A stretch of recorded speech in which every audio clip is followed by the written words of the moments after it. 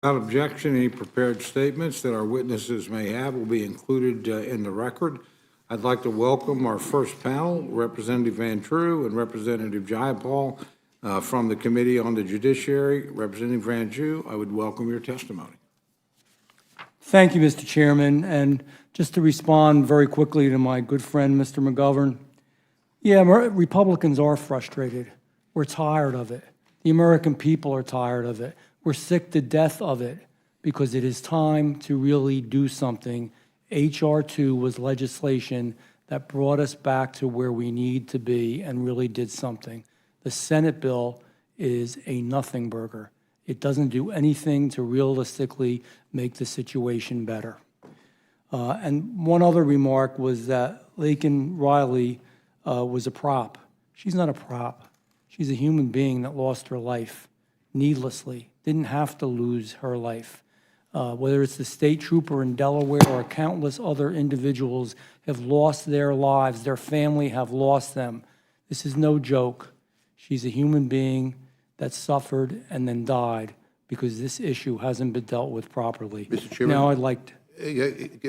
I just want to correct the record. I didn't say she was a prop. I said that the Republicans were using her as a prop. Nobody's using her as a prop, believe me. And if you were to ask her family, they're thankful for what the Republicans are doing. Give them a call. Thank you, Mr. Chairman. I'm here to testify regarding Resolution 1065, which denounces the Biden administration's disastrous immigration policies. Just over 3 years ago, Joe Biden took office as President of the United States. Immediately on day one, he began upholding his campaign promise to reverse Trump-era immigration policies. On day one, he issued executive orders that sent the world a message: come one, come all, the border is open. Anybody can come in. He used his executive authority to stop border wall construction. He rescinded the Remain in Mexico policy. He prevented the removal of any illegal alien, and he blocked ICE and Border Patrol from enforcing immigration laws and doing their job. In the weeks and months that followed, President Biden terminated effective policies that were aimed at preventing fraudulent asylum claims, ended catch and release, and increased criminal alien removals. It's fact. His only justification? Donald Trump did it. It must be bad. I'm going to reverse it.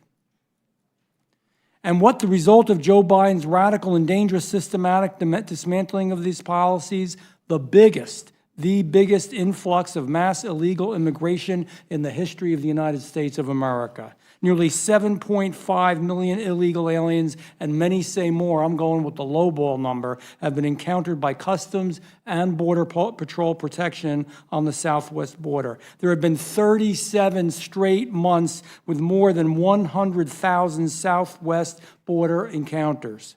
The Biden administration has released more than 4.5 million illegal aliens into our American communities. We have been at least 1.8 million known gotaways have avoided apprehension altogether. We don't know who they are, where they're going, what they're up to, what they are doing. At least 340 illegal aliens on the terror watch list have been encountered by Border Patrol along the southwest border, and who knows how many more got in. And Christopher Wray, the director of the FBI, that the folks on the other side of me love to quote and say is so great, said it's a real problem and he's really concerned. It's a complete and total disaster. And this country's never seen anything like it before. And I haven't even mentioned the northern border, where there are historically high numbers of illegal aliens encountered by Border Patrol every single day. Who could have predicted these results? Well, the Trump administration did, and congressional Republicans did, and career Border Patrol and other DHS employees and experts did. They even warned the Biden transition team not to do it, not to rescind policies like the migrant protection protocols and Title 42, which they just let lapse. But Biden decided to choose policies and politics over common sense. The American people get it, and the American people are left with national security, public safety, and financial disaster that is the Biden administration's immigration policy and their agenda. After 3 years of chaos, the Biden administration seems to have finally gotten the message that our Americans, yeah, they're getting uneasy when they see mobs of illegal aliens beat up New York City cops and then get released, a good bunch of them the day later. And then some of them go on to commit other crimes. Reporters around them when they came out, the double middle finger. I think that's symbolic. Watch the endless number of illegal aliens streaming across the southwest border, or when they hear the heart-wrenching details of murders of 22-year-old nursing student. And yes, we are going to bring it up because it didn't have to happen. Laken Riley didn't need to die. She passed because of illegal aliens. So after 3 years of this disaster, President Biden and his handlers have decided, well, the time is finally now to admit, yes, something's happening at the southwest border. It's not a big deal, but something's happening. And who do they try to blame? The Congress. But the American people are not stupid. The American people get it. They noted if President Trump was able to establish the most secure border in American history, then Joe Biden, too, could use his executive authority to help secure the border. He can do it. It's been done before. He could do it now. They know that he refuses to do it. He doesn't want to do it. President Biden refuses to implement the migrant protection protocols. He refuses to stop abusing discretionary case-by-case and other parole authority. He refuses to implement President Trump's asylum cooperative so we can remove illegal aliens seeking asylum to third world countries. He refuses to expand the use of expedited removal, refuses to suspend the entry of aliens into our secure border. Insecure border is the right word. And he refuses to end catch and release. The situation is not hard to fix. The groundwork was laid out by the Trump administration.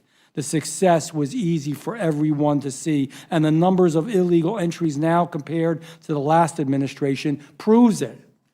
To the everyday American, the answer in the border crisis is simply secure the border, enforce the law. We are a nation of the rule of law.